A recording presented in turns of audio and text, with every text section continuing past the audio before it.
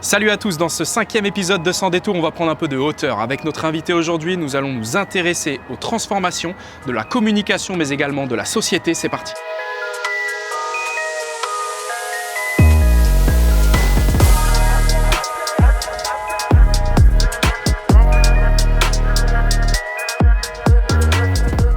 Écoute Pierre, c'est un plaisir de t'avoir avec nous aujourd'hui. Est-ce que rapidement tu peux te présenter et présenter Dentsu France que tu présides aujourd'hui? Alors Dentsu France, c'est la filiale de Dentsu en France, à peu près 1000 personnes. Et quant à moi, je préside Dentsu France depuis un peu plus de 3 ans, mais avant j'ai fait toute ma carrière finalement dans la publicité, dans la communication. Commencé chez Médiamétrie, puis après j'ai très vite bifurqué en agence, où très tôt j'ai dirigé Cara Multimédia, pour ceux qui s'en souviennent. J'ai fait beaucoup de digital, jusqu'à devenir aujourd'hui président d'une société que j'ai beaucoup de plaisir à essayer de mener. Comment est-ce que les besoins clients ont évolué? De quoi est-ce que tu as été témoin dans ces dernières années? Je pense qu'en fait, les clients, ils sont exactement comme nous. Ils veulent savoir pourquoi ils travaillent. Donc, on a aussi ce glissement progressif du comment on fait notre métier, comment on opère, à plus des raisons fondamentales. Et c'est vrai que la notion de responsabilité chez les clients s'est beaucoup développée. Je crois que la pub, depuis très longtemps, a été vécue comme un reflet de la société. Aujourd'hui, la pub, elle est vue comme aussi un système qui influence la société, positivement ou négativement. Et d'ailleurs, publicitaire, c'est l'un des métiers les plus détestés en France. Donc on a quand même beaucoup de travail à faire. Moi, je suis quelqu'un de positif. J'estime qu'au contraire, la publicité peut changer, justement, les comportements, les mentalités. Elle contribue à faire en sorte à changer le monde. Et je pense que nos clients en ont aussi pris conscience. Ils ont pris conscience, en fait, du fait que la pub, ça marche et qu'ils ont besoin d'influencer différemment leur public. Donc là où avant l'annonceur recherchait peut-être exclusivement un ROI basé sur des chiffres, peut-être liés plutôt aux ventes, au développement, aujourd'hui il y a cet enjeu de responsabilité.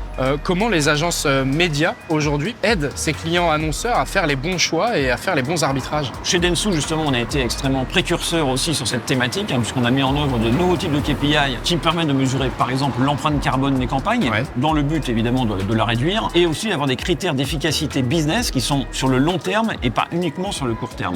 Donc toutes ces modifications nous permettent en tant qu'agence média, c'est vrai que contrairement aux agences créa, on est un peu plus dans la mathématique, si j'ose ce terme, d'accompagner les clients de façon moderne et donc efficace. À quel moment JCDecaux vous aide à tenir cette stratégie finalement de transformation pour le client? Alors pour nous évidemment on ne serait rien sans les médias au sens large du terme et les supports publicitaires. JCDecaux c'est une très belle aventure et je pense que cette boîte a réussi à se transformer de façon très spectaculaire et je pense que c'est un acteur qui a su embrasser justement le monde à venir avec beaucoup de pertinence. C'est vrai que le grand public ne le sait pas toujours, mais JCDecaux permet aux municipalités d'offrir à leurs citoyens les moyens de mieux vivre, tout simplement d'un point de vue économique. Il y a eu aussi beaucoup de choses qui ont été faites au niveau de la transformation, on va dire, environnementale, puisque aujourd'hui, notamment sur les abribus, il y a énormément d'éléments recyclés, on utilise de l'eau de pluie pour laver les affiches. Mais je crois que cette transformation, on la doit à cet acteur formidable qui en plus a le bon goût d'être un champion français. C'est ça. Et je pense que ça nous fait aussi du bien en termes de souveraineté nationale, parce que finalement on en a extrêmement peu dans les médias.